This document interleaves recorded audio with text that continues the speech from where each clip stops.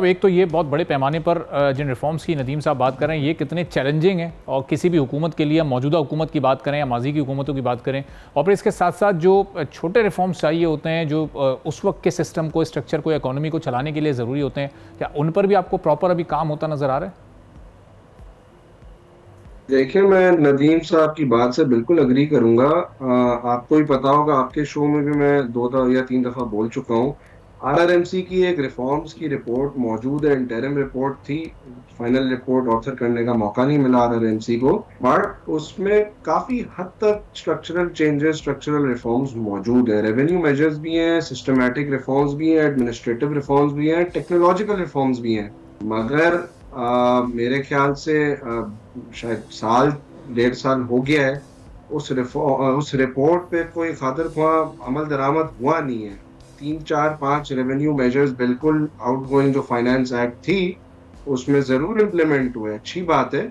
मगर bye and large जो उसमें सिस्टमैटिक रिफॉर्म्स थे, जो एडमिनिस्ट्रेटिव रिफॉर्म्स वगैरह थे, वो सारी चीजें जो है वो नहीं हुई। टेक्नोलॉजिकल रिफॉर्म्स भी थे कि जी आप रिटर्न को मास्क करें एआई के थ्रू, एक प्रिलिमिनरी ऑडिट हो, ये सारी चीजें उसमें लिखी हुई हैं।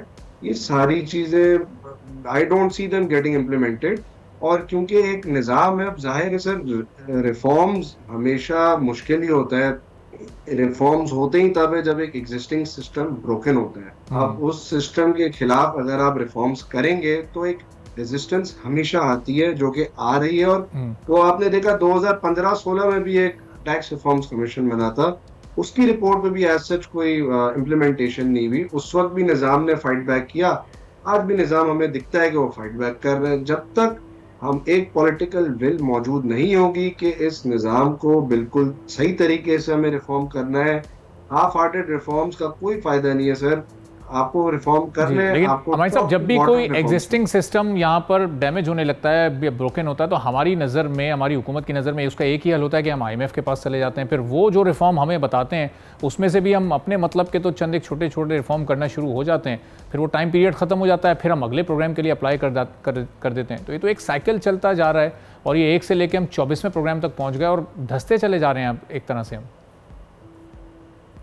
सर आप बिल्कुल सही बोल रहे हैं। देखिए, आईएमएफ आपको ये रेवेन्यू टारगेट्स वगैरह, ये जो आप अग्री करते हैं, नदीम साहब ने भी जैसे फरमाया कि आप रेवेन्यू टारगेट्स तो आपने अग्री कर लिए, लेकिन आपने ये नहीं देखा कि जी आपकी अगर प्रोजेक्टेड इन्फ्लेशन कम होगी तो वो शॉर्टफॉल आप किस तरीके से पूरा करेंगे। इनफैक्ट जब ये बजट आया था तो उस वक्त भी मुझे 300 से 350 अरब का उस वक्त मुझे शॉर्टफॉल, रेवेन्यू शॉर्टफॉल जो है वो नजर आ रहा था, जो कि एफबीआर शायद मीडिया में ये आ रहा था कि वो बोल रहे हैं कि जी एडमिनिस्ट्रेटिव मेजर्स के थ्रू हम पूरा कर सकते हैं। एडमिनिस्ट्रेटिव मेजर्स के थ्रू सर 50 अरब 100 अरब चले, मैं मान लेता हूँ आप पूरा कर सकते हैं।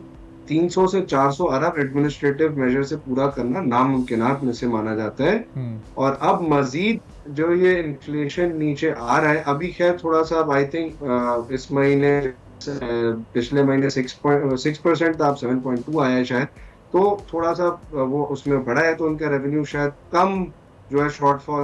अब देखिए ना, हमने एक विजनलेसली एक टारगेट एग्री कर लिया। अब होगा क्या अगर खुदा न खास्ता मजीद ये शॉर्टफॉल बढ़ता है, तो इंडिकेशन ये है कि जी मिनी बजट आएगा। सर मिनी बजट में आपको, हम सबको पता है कि जो एग्जिस्टिंग टैक्स नेट में लोग मौजूद हैं उन्हीं को जो है ना वो स्केपगोट बनाया जाएगा। जीएसटी का रेट बढ़ा दिया जाएगा, आप पे मुझ पे जो विदहोल्डिंग टैक्सेस के रेट्स हैं वो बढ़ा दिए जाएंगे, हमारी परचेजिंग पावर जो है वो किल कर दी जाएगी।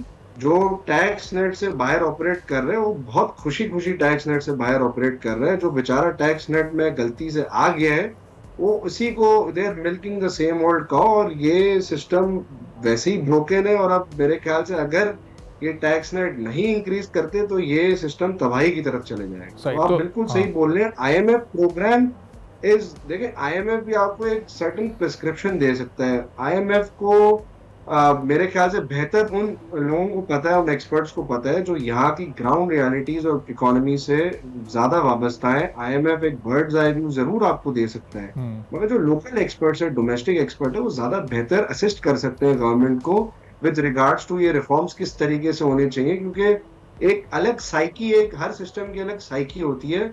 वो कोई भी आपको, अगर आप बाहर से एक्सपर्ट्स अपॉइंट करते हैं, वो उस साइकी से वाबस्ता हो ही नहीं सकते, और जब तक होंगे तब तक रिफॉर्म करने का टाइम शायद निकल चुका होगा। सब्सक्राइब करें और बेल दबाएं ताकि कोई खबर रह न जाए।